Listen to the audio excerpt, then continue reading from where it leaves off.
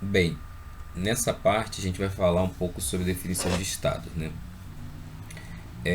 Como foi falado anteriormente, existe uma dificuldade de definição de Estado, mas é um referencial que é frequentemente invocado para esse conceito. Ele está na Convenção de Montevidéu sobre Direitos e Deveres do Estado, de 1933.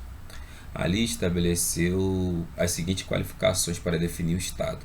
São quatro, né? População permanente, né? Então precisa ter uma população permanente que vive ali, né? Então, o segundo é ter um território definido, né? Mesmo que você tenha alguns problemas ou pendências e fronteiriços, mas você precisa ter um território que ali está definido. Então, tem população permanente, território definido. Um governo constituído, né? Então tem que ter um governo ali, mesmo que de forma estável, né? E aí independe do tipo e a forma de governo, né? E a capacidade de se relacionar com outros estados, né? Então também tem que ter ali sua representação diplomática para poder conseguir se relacionar com outros estados. E então os estados, eles nas relações internacionais, como eu falei anteriormente, ele surgiu, o sistema moderno que a gente conhece surgiu em 1648, com a Paz de Westfália. O que foi essa Paz de Westfália? Né? Ele foi uma conferência que acabaram fazendo um tratado que puseram fim à Guerra dos 30 Anos, que durou de 1618 a 1648, e a Guerra dos 80 Anos, né, de 1568 a 1648. Não vale a pena assim, entrar nos detalhes do que aconteceu nessas guerras e tal, porque não cai na prova, né? Mas é importante, a Westfália fica ali naquela região germânica, né? E o que é importante saber é que na Paz de Westfália ela consolidou o princípio básico da soberania estatal, reconhecendo o Estado o desfruto da soberania em duas dimensões. Primeira coisa, a dimensão interna, e a segunda coisa, a dimensão externa. Sobre a dimensão interna, é o seguinte: quando o Estado é soberano, ele precisa ter o poder de exercer suas funções domésticas de governo sobre um espaço territorial específico. Sobre a dimensão externa, ele tem que ter a capacidade de se relacionar com outros Estados soberanos em nível de igualdade, sem hierarquia formal entre eles. Então, foi ali que, nessa parte de Westfália, ele se consolidou esse princípio básico, né, dessa dimensão interna e dessa dimensão externa.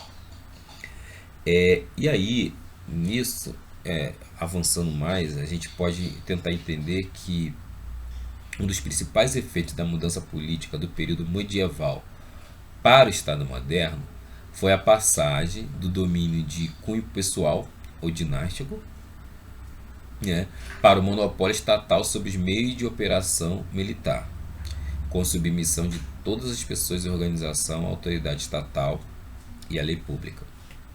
Nas monarquias absolutistas, todo o poder estava concentrado na figura do monarca, né, que personificava o poder, impedindo a completa separação entre as esferas públicas e privadas. O rei, né, era afinal patrimônio do rei. O Estado Nacional surgiu da decadência desse absolutismo e de sua substituição pelo liberalismo como doutrina política.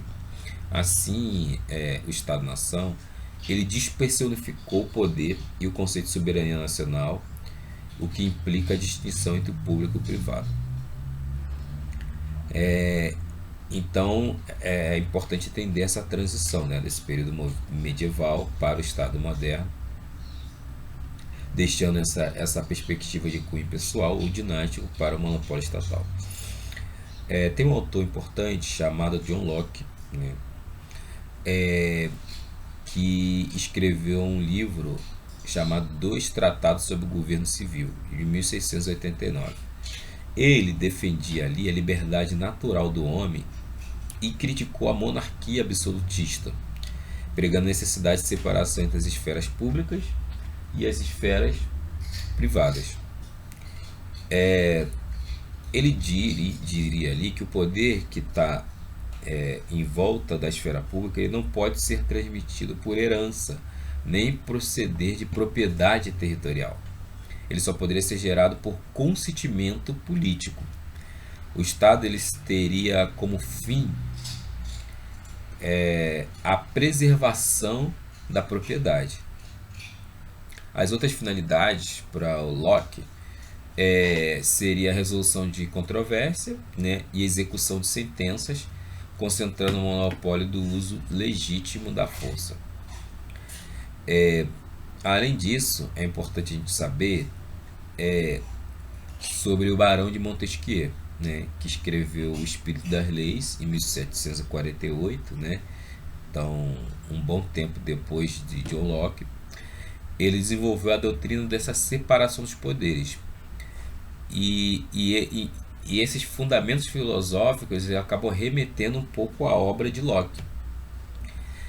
Para ele, a estrutura terrena do Estado liberal, assentada sob o equilíbrio dos poderes da produção de leis, que é o legislativo, execução de leis, que é chamado executivo, e controle de sua aplicação, que é chamado de judiciário, deveria substituir o poder divino dos reis. Essa doutrina ela acabou sendo consagrada, né, no modelo de Estado consolidado após a Revolução Francesa, que foi de 1789, e na Constituição dos Estados Unidos, né, depois da independência dos Estados Unidos, que foi de 1776, e a Constituição dos Estados Unidos, se eu não me engano, é de 1787. Então é importante a gente entender isso, né? As relações internacionais, quando a gente percebe, elas são escritas com a letra maiúscula. Aí é que ela é considerada uma disciplina acadêmica, igual ciência política, história ou sociologia. Elas acabam se diferenciando do que a gente conhece como relações internacionais, com letra minúscula, que na verdade é a interação entre os diferentes atores no plano transfronteiriço ou internacional. E a partir disso a gente precisa entender melhor alguns conceitos úteis que a gente vai desenvolver logo depois. Beleza?